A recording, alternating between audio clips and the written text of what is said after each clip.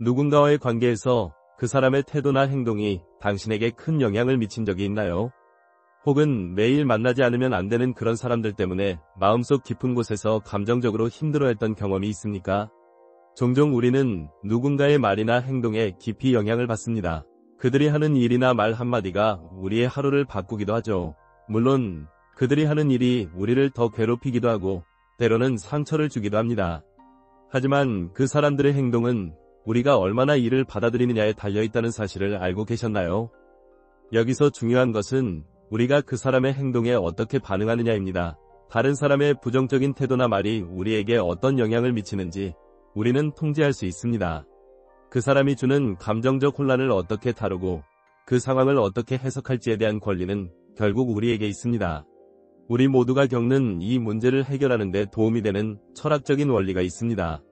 그것은 바로 고대 금욕주의자들이 전해준 지혜입니다. 이 지혜는 오늘날의 삶에서 여전히 유효하며 우리가 감정적으로 흔들리지 않고 평온함을 유지하는 데 실질적인 도움이 될 수 있습니다.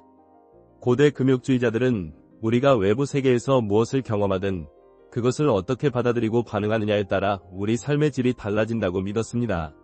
이 철학은 단순히 무덤덤하게 세상을 살아가는 방식이 아닙니다. 오히려 그것은 내면의 평화를 지키고 자신을 외부의 유혹이나 혼란에서 보호하는 방법을 제시하는 것입니다. 그들의 주요 메시지는 우리가 외부 사건에 의존하지 않고 자신이 통제할 수 있는 것에 집중해야 한다는 것입니다. 특히 우리가 관계에서 만나는 자기애적인 사람들에 의해 흔들리지 않기 위해서는 어떻게 해야 할지에 대한 통찰을 제공합니다. 자기애주의자는 자신을 지나치게 중요시하는 사람입니다. 그들의 행동은 종종 타인을 자신의 필요와 욕구를 충족시키기 위한 도구로 여기기도 합니다. 그들은 끊임없이 자신을 과시하려 하고 그들이 원하는 방식으로 다른 사람들의 감정과 반응을 조종하려 합니다. 이러한 사람들을 상대할 때 우리는 종종 감정적으로 큰 부담을 느끼게 됩니다. 그들의 말 한마디, 행동 하나하나가 우리에게 깊은 영향을 미칠 수 있습니다. 하지만 중요한 점은 그들의 행동에 우리가 어떻게 반응하느냐는 것입니다. 우리는 자기애주의자들의 행동을 바꿀 수 없습니다. 그들의 자아상과 그들이 만들어낸 세상은 그들만의 것이기 때문입니다. 그렇다면 우리는 무엇을 할 수 있을까요? 바로 그들의 행동이 우리에게 미치는 영향을 줄일 수 있습니다. 어떻게 그들의 말을 듣고 그들과의 상호작용에서 자신의 감정을 지킬 수 있을지에 대해 고대 금욕주의자들은 몇 가지 중요한 원칙을 제시합니다. 첫 번째로 우리가 그들의 말이나 행동에 지나치게 반응하지 않는 것입니다. 금욕주의자들은 감정적으로 반응하는 것을 피하고 그 감정을 차분히 다루라고 가르쳤습니다. 자기애주의자들이 우리에게 상처를 주거나 불쾌한 말을 할 때 우리는 그들의 말이나 행동에 동요할 필요가 없습니다. 그들의 행동은 그들의 문제일 뿐 우리가 그것에 휘둘릴 필요는 없다는 것입니다. 이 점에서 중요한 것은 자기애주의자들의 말이나 행동이 우리에게 상처를 주더라도 그것을 외부에서 오는 공격으로 보지 않는 것입니다. 그들의 태도는 그들만의 문제이며 우리는 그것에 반응하지 않으면 우리의 감정적 에너지를 낭비하지 않을 수 있습니다. 두 번째로 자기애주의자와의 상호작용에서 중요한 것은 자기 방어입니다. 감정적으로 피곤하고 상처를 받는 느낌이 들 때 우리는 그들의 행동에 영향을 받아 지나치게 감정적으로 반응할 수 있습니다. 하지만 금욕주의자들은 그런 순간에도 감정을 절제하고 자기 방어적인 태도를 유지해야 한다고 가르쳤습니다. 예를 들어 우리가 그들과의 대화에서 불쾌한 감정을 느낄 때 그 순간의 감정을 가라앉히고 그들의 말이 우리의 평화로운 마음에 영향을 미치지 않도록 해야 합니다. 이는 단순히 그들의 말을 무시하거나 감정을 억누르는 것이 아닙니다. 우리가 그들의 말을 받아들이되 그것이 우리의 감정에 미치는 영향을 최소화하려는 노력입니다. 세 번째로 중요한 점은 집중의 전환입니다. 자기애주의자들이 주변 사람들의 감정에 영향을 미치려 할 때 우리는 그들의 에너지를 흡수할 필요가 없습니다. 그들의 부정적인 감정이나 태도에 지나치게 집중하지 말고 우리의 에너지와 시간을 다른 곳에 투자해야 합니다. 이는 우리가 스스로의 행복과 평온을 유지하는 데 중요한 역할을 합니다. 자기애주의자들은 종종 우리를 자신의 욕구에 맞추려 하기 때문에 그들의 요구나 기대에 휘둘리지 않고 자신만의 공간을 지키는 것이 중요합니다. 그들을 변화시키려 하지 말고 우리의 에너지와 관심을 우리가 좋아하는 활동이나 사람들에게로 전환하는 것입니다. 이러한 접근 방식은 단순히 자기애주의자들과의 관계에서 벗어나는 방법을 넘어 우리의 삶에서 긍정적이고 평화로운 에너지를 찾는 방법이기도 합니다. 우리가 자신의 감정을 통제하고 외부의 부정적인 에너지에서 벗어나는 과정은 점차적으로 내면의 성장을 이끌어냅니다. 금욕주의는 우리가 세상에서 어떤 사람들과 만나든 그들의 말과 행동에 휘둘리지 않고 우리 자신을 지키는 법을 배우는 것입니다. 우리가 이 철학을 삶에 적용하면서 가장 중요한 점은 우리 자신의 마음의 평화를 지키기 위한 노력이 필요하다는 것입니다.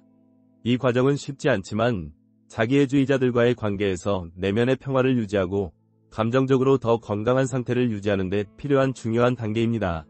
이를 위해서는 자기애주의자들과의 관계에서 무엇을 통제할 수 있고 무엇을 통제할 수 없는지 명확하게 구분하고 우리가 통제할 수 있는 부분에 집중해야 합니다. 우리는 결국 자신을 보호하고 외부의 영향을 최소화하며 내면의 평화를 유지하는 삶을 살아가야 합니다. 그리고 그 과정에서 금욕주의의 원칙은 중요한 역할을 할 수 있습니다. 그 원칙들을 생활 속에서 적용하면서 우리는 더 나은 삶을 살아갈 수 있는 힘을 기를 수 있습니다. 이 원칙들은 단지 고대의 철학에서만 유효한 것이 아닙니다. 오늘날 우리가 직면하는 수많은 문제와 스트레스에도 적용할 수 있는 실용적인 방법입니다. 우리가 살아가는 사회는 각종 정보와 사람들의 말로 가득 차 있습니다. 그만큼 타인의 의견이나 판단이 우리의 일상에 미치는 영향도 커졌죠.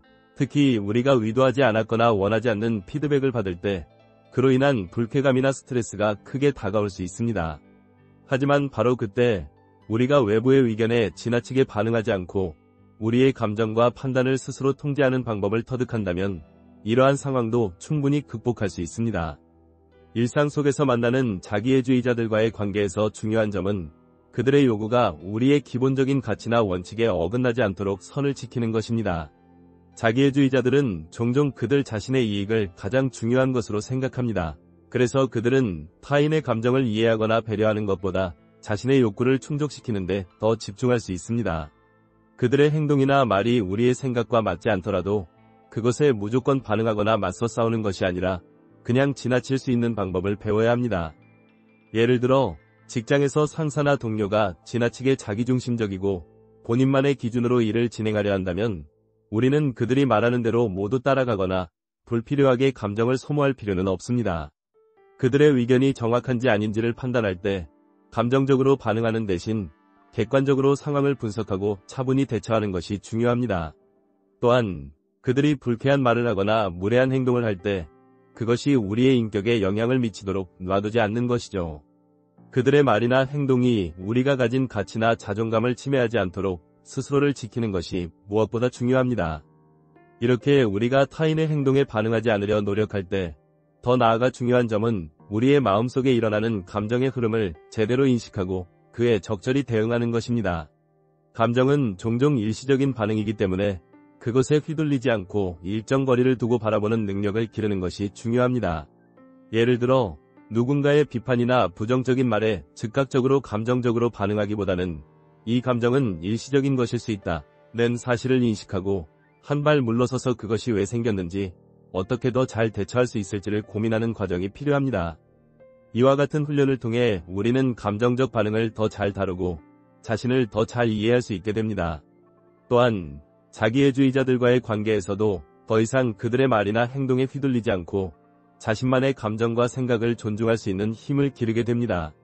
그러므로 우리가 세상을 살아가면서 만나는 수많은 사람들, 그 중에서 자기애주의적인 사람들과의 관계에서 중요한 것은 바로 감정을 통제하고 우리의 내면의 평화를 지키는 것입니다. 자기애주의자들은 외부에서 주는 압박을 통해 우리를 자신들의 세계로 끌어들이려고 할 수 있습니다. 그러나 우리는 그 압박에 반응하지 않음으로써 그들의 세상에 휘말리지 않을 수 있습니다. 그들에게서 느껴지는 불편함이나 괴로움도 결국 우리의 마음속에서 발생한 감정일 뿐임을 인식할 필요가 있습니다. 그들의 말과 행동은 우리가 얼마나 그것에 반응하느냐에 달려있다는 점을 기억해야 합니다.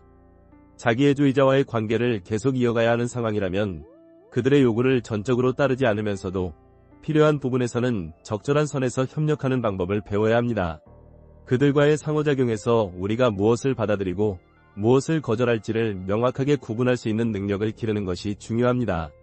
이를 통해 우리는 불필요한 갈등을 피하고 동시에 자기 자신을 지킬 수 있습니다. 그러나 이 모든 과정이 단번에 이루어지는 것은 아닙니다. 감정을 다스리고 외부에서 오는 영향을 차단하는 훈련은 시간이 걸릴 수 있습니다. 하지만 우리가 일상 속에서 꾸준히 이 원칙을 적용해가면 점차 감정적으로 더 성숙해지고 삶의 질도 높아질 수 있습니다. 자기애주의자들과의 관계에서 우리의 내면의 평화를 지키는 능력은 단순히 그들과의 관계를 관리하는 것을 넘어 우리 자신의 삶에서 더욱 중요한 역할을 하게 됩니다. 내면의 평화를 유지하는 능력은 우리가 어떠한 상황에서도 행복하고 안정적인 삶을 영위할 수 있도록 도와줍니다. 그리고 그 과정에서 우리는 점점 더 강해지고 자아를 확립하며 외부의 어떤 압박에도 흔들리지 않는 강한 마음을 가질 수 있게 됩니다.